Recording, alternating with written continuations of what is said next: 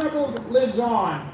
My name is Ward Kanowski, and along with Kyoko Takayama down here, we've co-founded Indivisible Tri-Valley last December, and again, we are honored for all of you to be here. We have a wonderful program for you tonight. We've got a wide variety of tables over there if you haven't already checked them out. But you go over there, you can support your community and protect democracy and learn how to get more involved. We need you all involved. Please, please, please. We also have some wonderful, wonderful and inspiring speakers and lots of time to show off your signs, ring your cowbells, bang your drums. Thank you, Lair. Call out chants, and generally get into good trouble. So today is a National Day of Action, and across the country there are about 1,700 of events just like this one, where people are coming together just like we're doing here to protest the attacks by the Trump administration on our civil and human rights, and to remind the administration that in America, power lies with the people. So the late civil rights leader and Congressman John Lewis came up with the phrase, good trouble. What is good trouble? Good trouble is the act of coming together to take peaceful, non-violent, I'll repeat that, peaceful, non-violent action to challenge injustice and create meaningful change. Rallies, marches, protests, community service, wearing an orange band. All right. That all to show solidarity. Any action where communities join together to take a stand against wrongdoing and speak truth to power is good trouble. The civil rights leaders of the past have shown us the power of collective action. That's why you're here today. Remember the date, July 17th, 2025. 5 years since the passing of John Lewis, to call on Americans across the country to make good trouble together. Thank you. We have the speakers coming up momentarily. There's a couple of things we want to go over. Our lead peacekeeper, Roy, is going to go over some guidelines again for keeping you all safe, for keeping our event non-violent. We'll have a land acknowledgement, and then we'll get to our speakers. So Roy. Oh, hey, there's Roy. Okay. Welcome, everybody. We're happy to have you guys come to a peaceful, nonviolent protest. We also need it to be safe, and we have a good working relationship with the city of Dublin. The police chief sitting right on the corner in his car watching things. And we need people not to step into the street, as a photographer just did, to take some pictures, and also to not block the sidewalk. And then the other things we can do to be peaceful and nonviolent is not to engage with counter-protesters or agitators. We haven't seen any yet, but if anybody does engage, we ignore them if we can. If we can't, we move away. So we don't engage with them no matter what they say or do. So we appreciate your guys' cooperation. Sometimes people will want to come up and interview you and ask you questions and engage in a debate. And if that were to happen, it's already gone further, and they're already achieving their ends. So again, let's just stay focused, have a good time, and thank you for your help.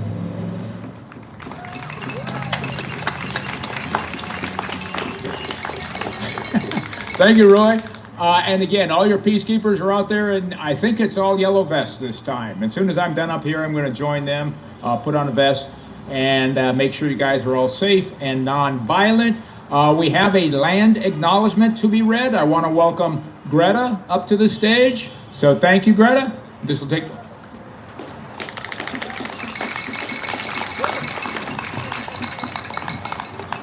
Hushe Trui means good day in Muwekma Ohlone language.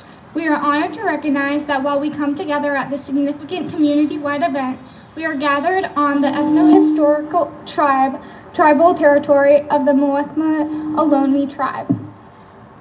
The present-day tribe is comprised of all the known surviving Indian lineages aboriginal to the San Francisco Bay region. The lands on which the towns and cities the East Bay have been established was and continues to be of great spiritual significance and historical importance of the Muwekma Ohlone tribal people.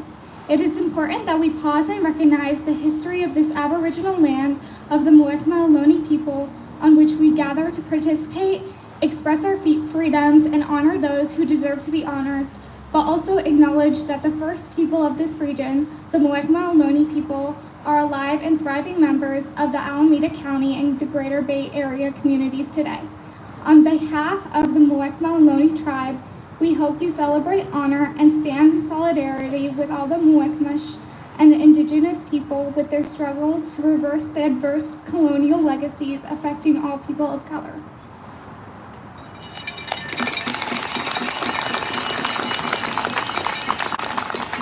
Thank you, Greta. We're now going to go to our speakers. I'd like to give you a brief background on our first speaker, Reverend Monica Cross.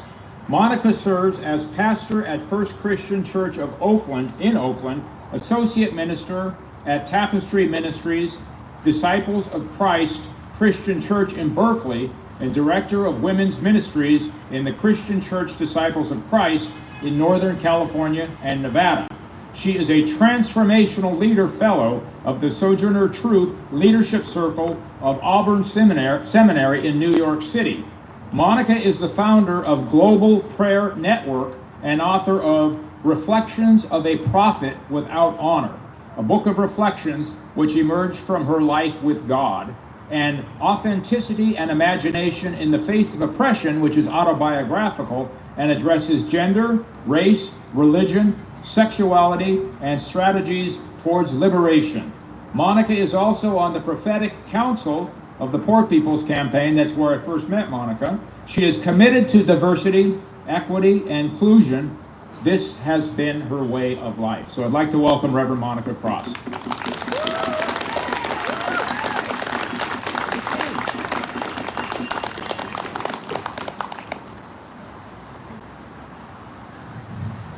I like the cowbells, I really do. So I am here, thanks to Ward, thanks to a whole community of people who said yes to justice, yes to hope, yes to human rights, yes to the legacy of John Lewis. Can I keep up? That's better. I am blessed because John Lewis and many others did the work that they needed to do so that we could be free and liberated and actually live as authentic human beings. Free, liberated, full of justice. But as you know right now, all that's under threat. All of it is under threat. The key to being a good activist is living in reality. Knowing that the work that John Lewis was successful, it made change, it made a difference in lives of people, and those folks who thought otherwise, who didn't agree with that, they are fighting back like hell. They really don't want us to be free people. They really don't. They don't want to have us address housing needs, militarism, the false moral narrative of religious nationalism. They want us to go back to a time when many of us here would not be free. Think about that. If you think about it, you can't help but make good trouble. We've got to make good trouble because really, what other choice do we have but to make good trouble? What other choice do we have? I mean, some folks fight for their privilege. Be clear about this.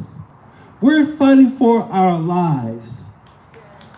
That's a huge difference. We're not fighting for money per se. We know we need that. But that's not the point of why we do what we do. The point is our lives to be free. For women to have choice. Oh my God. For women to have choice. That's housing down. And so John Lewis reminds me that I have to be out there on the front lines in solidarity to ensure that I live and you live free and clear.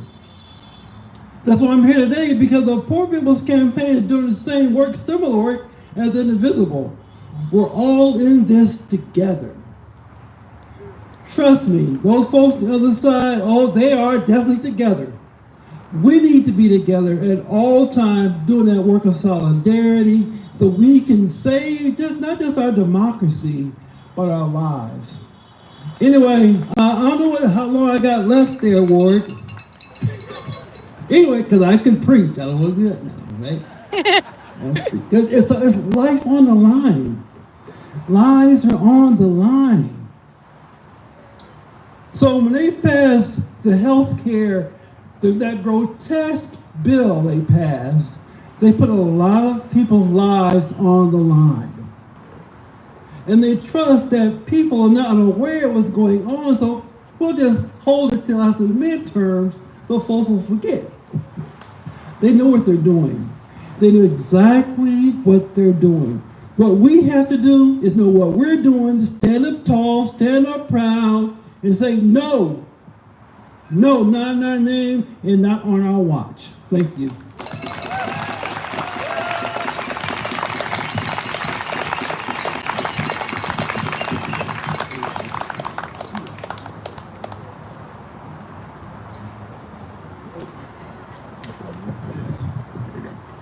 All right. Next speaker, Sheila Burks. Sheila shifted to the nonprofit sector in 2010 after a professional career that included almost 20 years work in financial services and affordable housing. In her current role, Sheila collaborates with staff and community partners to develop and advocate for policies that address the root causes of poverty, including racism. She works to align strategy and objectives essential for the success of inclusive initiatives with community partners, with special emphasis on cultivating community, building trust, improving working relationships, and convening conversations where participants develop a shared vision for change, including a common language, vocabulary, definitions, and understanding of issues, and a collaborative approach to solving them. Sheila is a passionate advocate for racial and economic justice and expanding access to ladders of success, and she is actively engaged in a variety of community service endeavors. So I'd like to welcome Sheila. Thank you, Sheila.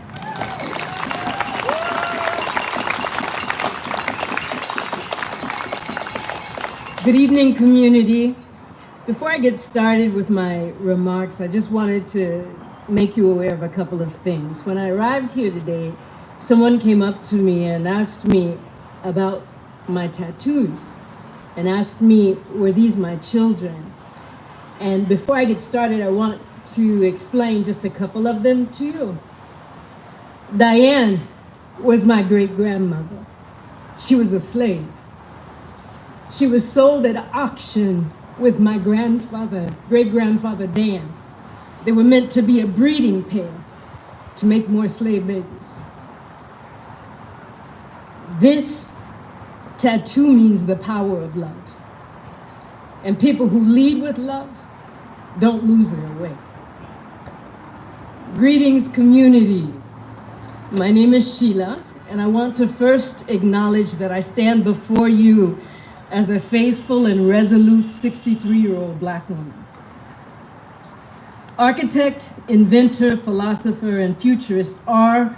Buckminster Fuller famously said, "I'm not trying to counsel you on any of you on doing anything really special, except dare to think, and dare to go with the truth, and to dare to love completely."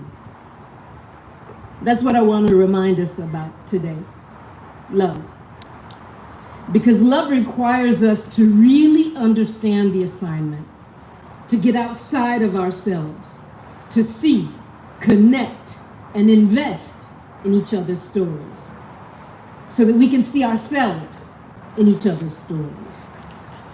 Do you remember what Dr. Martin Luther King Jr. said about love? He said, power without love is reckless and abusive, and love without power is sentimental and anemic. Power at its best is love implementing the demands of justice, and justice at its best is power correcting everything that stands against love. And it's not a secret. Y'all know we can love each other better than this. So I invite you to stir things up. Be willing to get in good trouble, necessary trouble. Because that's what we do when institutions and systems no longer serve us in the ways we want and deserve. We dismantle them and build again. I leave you with James Baldwin's words from November 19th, 1970, as he closes his open letter to my sister, Angela Y. Davis. Some of us, white and black, know a great price has already been paid to bring into existence a new consciousness, a new people, an unprecedented nation. If we know and do nothing, we're worse than the murderers hired in our name. If we know, then we must fight for your life as though it were our own, which it is, and render impassable with our bodies the corridor to the gas chamber. For if they take you in the morning, they'll be coming for us at night. We're gonna have to fight.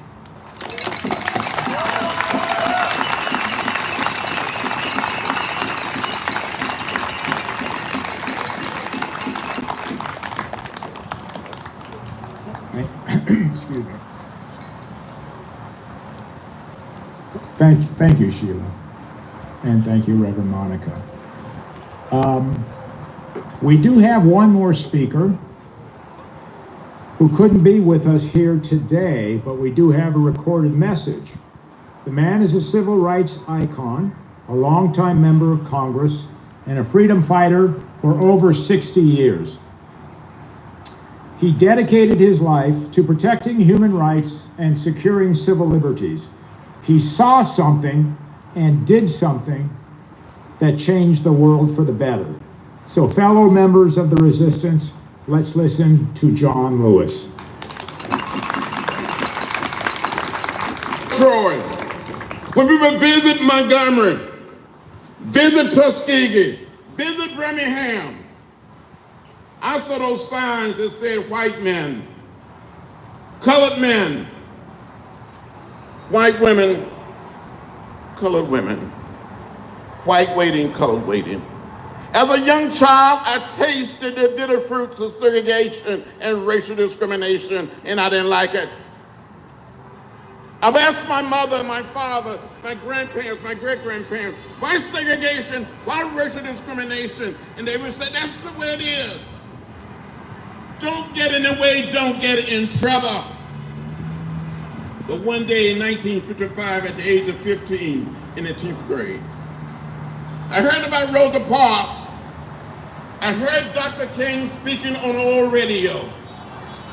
The leadership of Dr. King, his words, the action of Rosa Parks inspired me to find a way to get in the way. I got in trouble. It was good trouble. It was necessary trouble. Barbara Lee, Mayor Harris, been getting in trouble. I have the feeling that here today, you're too quiet. You're too quiet. We need to make some noise. We need to find a way to get in the way. We need to find a way to get in good trouble, necessary trouble, if we're going to save America.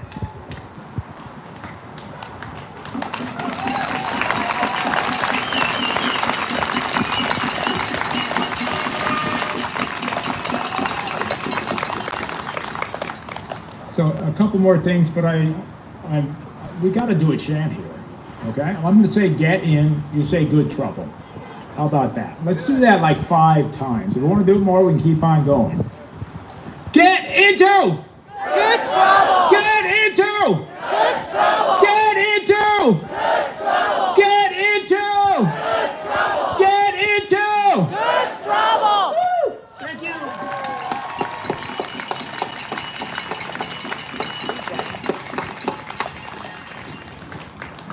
Okay, so you're going to be free to disperse momentarily. Show off your wonderful signs, ring your cowbells, bang your drum, show off your armband. But I must thank several people, the organizers of this event, all the people at the what? Hang on just a second. Okay. So I'm going to go ahead. Yeah, we'll get you. So hang on. Got a whole bunch here. Speakers, musicians, sound system. Thank you, John Hughes. Thank you, John Hughes. The City of Dublin, the Dublin PD, and the city manager helped make these safe and peaceful events. Everybody that brought baked goods, thank you. There may still be a lot over there, so please go and make a donation for the baked goods. For the folks that brought donations for Open Heart Kitchen, thank you so much. Oh. And then finally, all of you. Thank you for coming out on a Thursday evening and being part of this nationwide mobilization to get into good trouble. Thank you.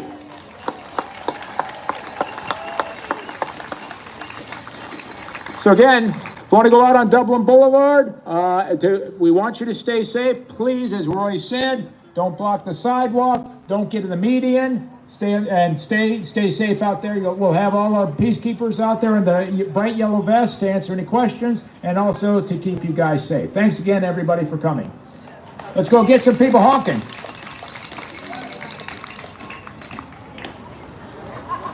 I don't know what I'm supposed to do with this. Is that Kyoko? Yeah.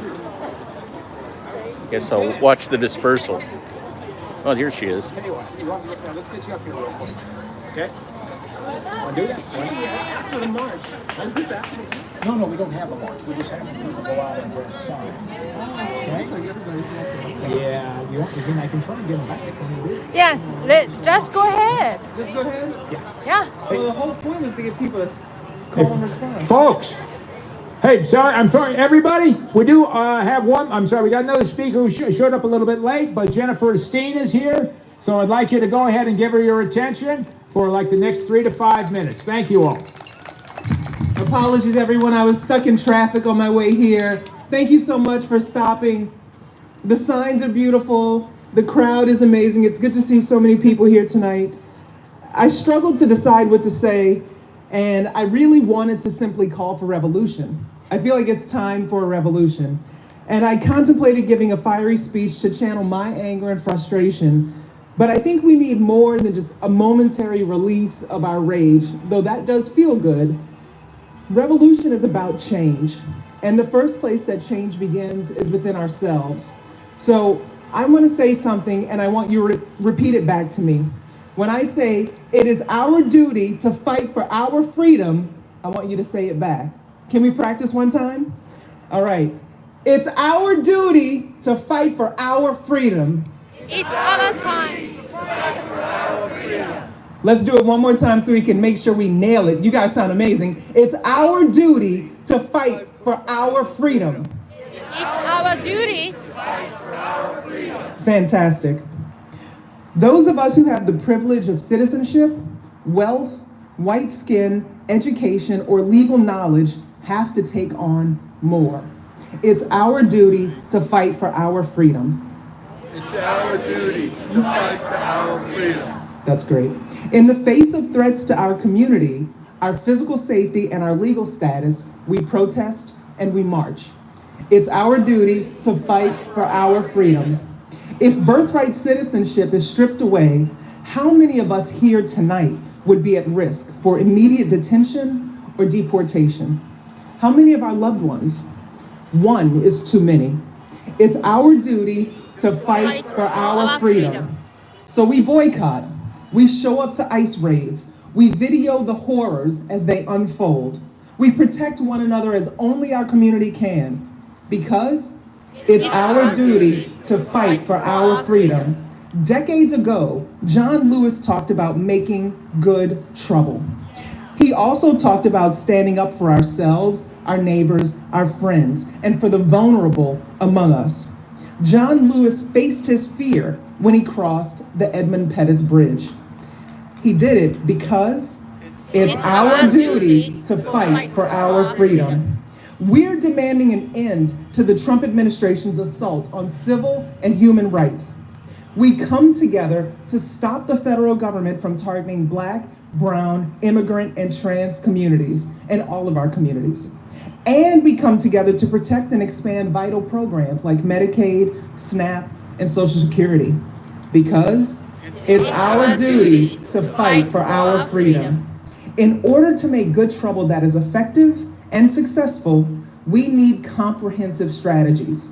We need to be clear and determined. If we're going to be able to regain our safety and protect our rights, we have to respond by doing all that we can.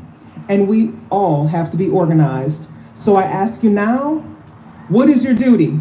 It's our duty to fight for our freedom. That's right. So I don't want to take the thunder from what Ward already shared. We're going to hold our signs up, but this rally was organized by Indivisible's Resistance Group, and there are chapters all over the Tri-Valley, all over California, all over the country, and we need to make sure people stay engaged and involved. So make sure you sign up, make sure that you keep showing up, and when we have the next rally, we're going to probably have a revolution.